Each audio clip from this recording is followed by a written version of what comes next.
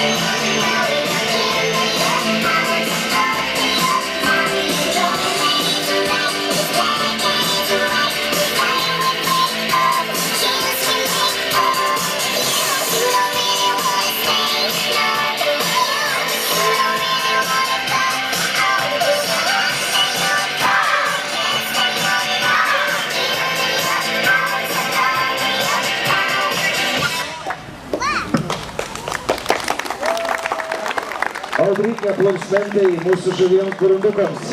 Ačiū Jums. Ačiū Jums. Na, o dabar mūsų neoficialioji dalis atidarimo kaip ir baigėsi, prasidėjusi tam tikrą mankštą šokių. Norėčiau visus pasveikinti su šita gražia švente. Aš žinau, kad suaugusiai labiau džiaugiasi negu vaikai dažniausiai, nes vaikams tai yra ne tiek šventė, kiek į darbą, o tėveliams tai yra tokie smagus vaikystės prisiminimai. Prisimenu, kaip aš ėjau rugsėjo 1-ąją ten kažkada į mokyklą ir buvo smagu. Taigi, tėvelius sveikinu visus su maloniais prisiminimais, vaikus su susitikimu su draugais ir galimybę mokytis, žaisti ir tobulėti. Na, o dabar žodį norėčiau atiduoti ir perduoti įstaigos direktoriai poniai Birutei.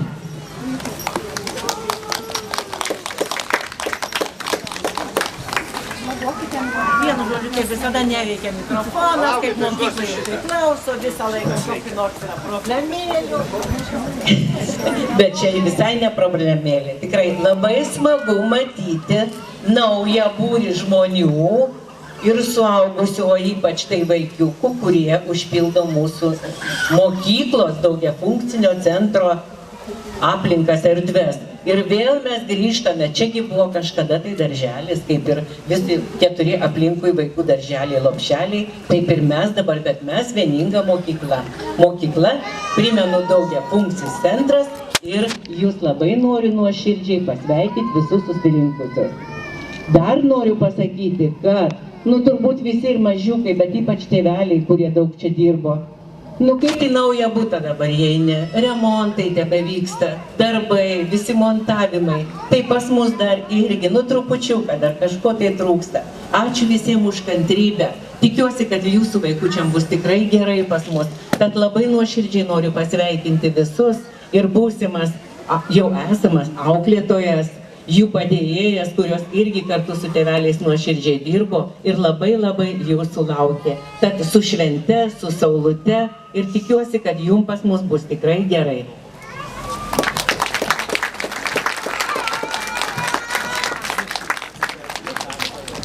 Na ir dar aš manau, kad gražų sveikinimo žodį norėtų tarti Seimo narys Kazimieras Starkevičius. Labadiena, labas rytas, burundukai. Šalta? Nors ir pašoko. Nu, čia kai kurie, tai yra, dėdės privertė jūs ar tetos lauk. Nieko, bet žiūrėkit, reikia tikrai pasidžiaugti.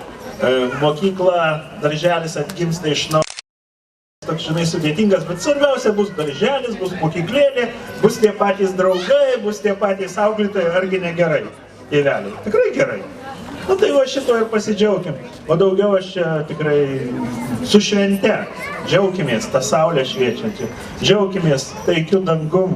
Džiaukimės, kad mes esame kartu tame rate ir švenčiam kartu ir kurtuvės. Bet be vaikučių, be tėvelių nebūtų ir kurtuvių. Tai dar kartą ačiū tėveliam, kurie išaugino tokius puikius vaikučius.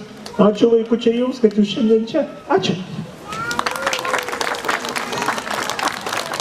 Na ir dar mūsų visus pasveikinti pakviesiu tarybos narę Editą Gudišauskienę. Labadiena visi, mėly šios mokyklos mažieji bendruomenės nariai, tėveliai, auklėtojos, mokytos.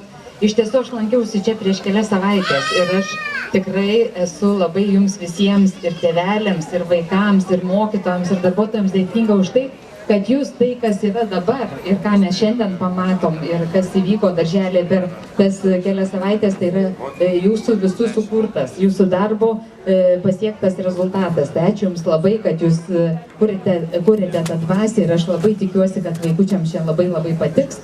Ir norėjau jūs visus pasveikinti su rugsėjo 1 švente ir naudodamas progą mokyklos bendruomeniai dvi knygas, tai yra apie mūsų miesto, apie viešojo transporto strategiją ir mūsų mažiausiai, kurie čia pradeda šioje mokykloje. Tikrai, kai jūs užaugsit, jūs tą knygą rasite bibliotekoje ir tikrai įgysite daug naujų žinių. Tai sėkmės. Ir jūs pasveikinti, džiaugiuosi galėdamas čia būti. Iš ties rugsėjo 1 tokia diena, kai tenka atlaikyti maratoną. Panašiai kaip ir 3 savaitės teko tarnauti savanorių pajėgose. Tai matau, kad šiandien grįžus į civilinį gyvenimą lygiai toks pats maratonas tęsis. Iš ties noriu pasidžiaugti čia gražiai sutvarkytą aplinką. Atsirado 4 naujos grupės, apie 70 vaikų. Tėvai iš aplinkinių kvartalų, sakykime, iš aplinkinių gatvelių galės čia atvesti ir bus patenkinta dalis poreikio mažiesiems, nes iš ties darželių trūksta mieste.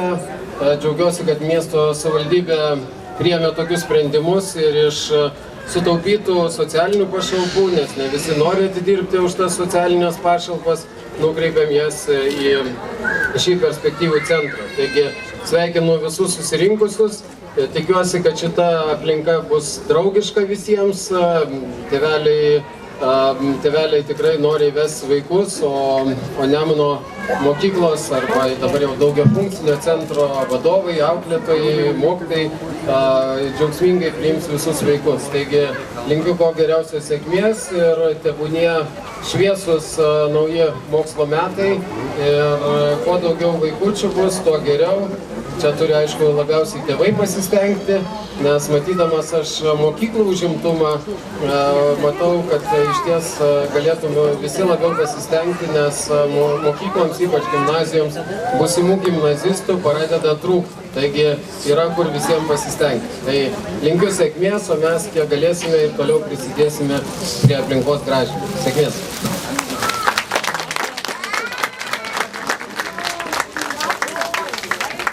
Štai ir dovanos atidarimo proga ir didžiulis skruzdėlynas. Jo, šiek tiek teko palaukti, bet ne veltui. Taip. Na, o dabar norėčiau perduoti žodį pavaduotojai Sigitai. Labadiena visiems. Pirmiausia, labai ačiū visiems tėveliams, kad mes esam šiandien tokioj gražioj aplinkoje. Ir taip pat noriu pasakyti, kad šiame galbūt darželyje, nedaugiafunkciniam centre, jūs labai mylės jūsų vaikus, auklėtojus, Justė ir Ieva. Pasirodykit, ant rankutėm pamojuokit. Erasma ir Loreta, Jurgita ir Jolita, Odeta, Nadė ir Julija. Ar esat visos, pamojuokit, kad jūs matytų. Čia jūs visada būsit laukiami, mylimi ir šiek tiek mokomi. Gražios šventės. Iki rytojaus jau. Na kągi, o dabar mūsų šventės finalinis akordas – burundukų šokis.